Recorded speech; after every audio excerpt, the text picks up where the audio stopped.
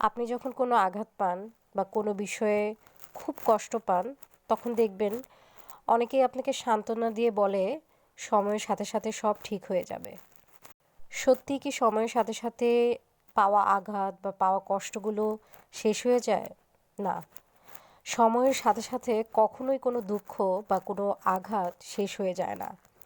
সময়ের সাথে সাথে যেটা হয়, মানুষ সেই দুঃখটাকে বা সেই আঘাতটাকে গ্রহণ করে এবং সেটাকে মেনে নেয় এবং সেই দুঃখটার সাথে নিজেকে মানিয়ে নেয়।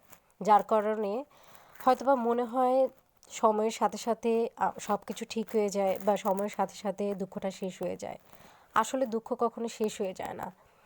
আমরা যখন প্রচণ্ড কষ্ট করি, অনেক চেষ্টা করি, অনেক পরিশ্রম করি, সততার সাথে কাজ করি, কিন্তু ভাগ্য কিংবা কোনো একটা কারণে আমাদের পরিশ্রম সার্থক হয় না, আমরা আঘাত পাই, আমরা কষ্ট পাই, প্রচণ্ড চেষ্টা করেও যখন আমরা কিছু পাই না, সেই যে কষ্ট, সেই কষ্ট কখনো সময়ের সাথে সাথে শেষ হয়ে যায় না। সেগুলো ধামাচাপা হয়ে যায়, সেগুলো বুকের মধ্যে ধামাচাপায় পড়ে থাকে। আমরা মেনে নেই এবং নিজেকে সেই দুঃখের সাথে মানিয়ে নেই, কিন্তু সময়ের সাথে সাথে কিচ্ছু ঠিক হয় না।